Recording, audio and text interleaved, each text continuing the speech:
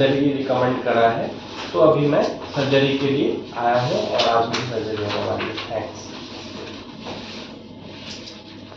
Hi friends, welcome to my channel. ये तो आप देख रहे हो कि मेरे हस्बैंड सर्जरी की बात कर रहे हैं। तो हाँ, मेरे हस्बैंड की सर्जरी होने वाली है। इनके नोज़ की सर्जरी होने वाली है। ये देख सकते हो आप, इनको सर्जरी के बाद आईसीयू में डाला है। तो मैं आगे वीडियो में आपको बताती हूँ कि हमें ये सर्जरी जल्दी जल्दी में क्यों करानी पड़ी। तो एक्चुअली हुआ क्या था कि मेरे हस्बैंड का नोज़ पास का जो एरिया होता है जहाँ से हम सांस लेते हैं, वो काफ़ी ब्लॉक हो चुका था। वहाँ पे हड्डी बढ़ चुका था। साथ ही साथ इनको साइनस की वजह से काफ़ी परेशानी भी होती थी। इसलिए फिर हमारा लास्ट डिसीजन यही हुआ कि हमें ऑपरेशन कराना पड़ेगा, क्योंकि हमने बहुत सारे अदर डॉक्टर्स के साथ भी बातचीत किया, बहुत सारे कंसल्टेशंस किए, पर एट द एंड यही आया कि उसे निकलवाना ही पड़ेगा हमें। तो फिर क्या था, फिर हम ऑपरेशन के लिए करवाने के लिए चले गए। तो बस आज ही इनका ऑपरेशन हुआ है।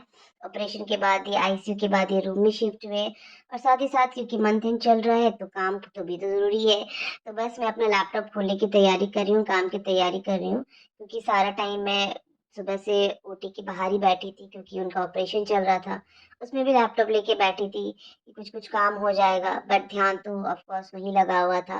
पर टचवुड भगवान की कृपा से सब कुछ अच्छी तरीके से हो गया, और ये देखिए कितना फैला हुआ है सब चीज़ें, क्योंकि हम आए और बाकी सारी चीज़ें शुरू हो गई, तो फिर मुझे मौका ही नहीं मिला। पर ठीक है, इसे देखेंगे। तो बस मैं अपने हस्बैंड से पूछ रही हूँ, तुम ठीक हो, अच्छे से हो? बिकॉज़ क्योंकि वो थोड़े से अभी डल हैं, और ये नेक्स्ट डे का है। नेक्स्ट डे के लिए उनको डॉक्टर के पास वापस से ओटी में लेके जाया गया। अब क्यों? क्योंकि इनका नोज़ में ये जो ब्लॉक किया हुआ था बैंडेज से, उसे निकालना था। तो बस नर्स ये पूछ रही है इनका कैसे निकाला जाएगा। इसके लिए भी इन्हें वापस से ओटी में ले जाके और वो इंजेक्शन लगाया डॉक्टर ने नोज़ में, उसे नम करने के लिए, लोकल एनेस्थीसिया। तो बस देखते हैं निकलने के बाद वो कैसे आते हैं। बस सब कुछ अच्छा हो, दर्द कम हो इन्हें। तो ये देख सकते हो, ये वापस आ चुके हैं ओटी से दूसरी बार। तो बस मैं पूछ रही हूँ कि तुम ठीक हो, अच्छे से हो? और काफ़ी क्योंकि ये डल हो चुके हैं, बिकॉज़ क्योंकि एनेस्थीसिया दिया है तो थोड़ा उन्हें हेज़ीनेस सा लग रहा है। तो बस मैं पूछ रही हूँ, कोई नहीं, तुम अच्छे से सो जाओ, तब तक इसका असर ख़त्म ना हो जाए। तो मैं बस उन्हें सोने के लिए बोल रही हूँ। साथ ही साथ अब देखो, अभी थोड़े-से नॉर्मल हो गए हैं। तो बस मैं चेक कर रही थी, क्योंकि वॉशरूम इन्हें भेजा था चेंज करने के लिए कपड़े। तो बस बाहर निकल के चेंज कर रहे हैं, क्योंकि अब हमारे घर जाने की बारी है। तो सच कहूँ तो अंदर से खुश तो हूँ, बट थोड़ा-सा डर भी लग रहा है अंदर ही अंदर, कि बस घर सही से चली जाए, सब कुछ अच्छे से हो, इन्हें कोई परेशानी ना हो।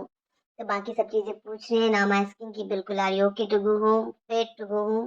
कन्फर्मेशन कर रही थी, तो ये बोले हाँ। तो साथ ही साथ में उनकी दवाइयाँ ले आई, जो डिस्चार्ज के टाइम डॉक्टर ने इन्हें दी, जो भी चीज़ें एंटीबायोटिक्स एंड चीज़ें, क्योंकि आप शायद आप लोगों को पता होगा कि ऑपरेशन के बाद कुछ मेडिसिन्स कंटिन्यू करनी होती है। 1 हफ्ते बाद हमें दोबारा बुलाया है डॉक्टर ने, तो बस हम घर जाने की तैयारी कर रहे हैं। बस ये देख सकते हो कितने वीक हो चुके हैं, तो मुझे थोड़ा वरीड भी हो रहा है। पर बस प्रे करते हैं, आप लोग का आशीर्वाद बना रहे, सब ठीक हो जाए जल्दी से। तो बस हम घर के लिए निकल चुके हैं, और ये घर आते ही देखो क्या हुआ। घर आते ही हमारा इतना अच्छा बारिश से स्वागत हुआ। वेदर इतनी अच्छी हो गई, और ये देखो ओले पड़ रहे हैं। तो मैं वही खुश हो रही थी कि वाह देखो ओले पड़ रहे हैं, ये सच में देखो मज़ा आ गया देख के। पर बहुत कम देर के लिए बारिश हुई। मैं बस वही देख के खुश हो रही थी।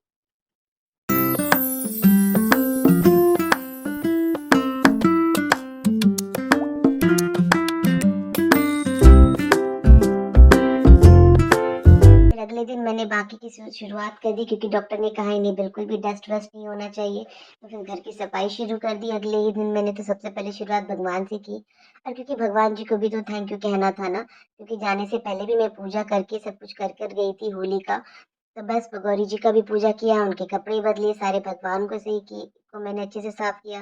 फिर मैं अपना हनुमान चालीसा पढ़ने बैठ गई। सच कहूँ तो हनुमान चालीसा पढ़ के बहुत अच्छा लगता है। तो हनुमान चालीसा पढ़ने के बाद फिर मैं अपना फेवरेट धूप जला के गई तुलसी जी का पूजा करने के लिए।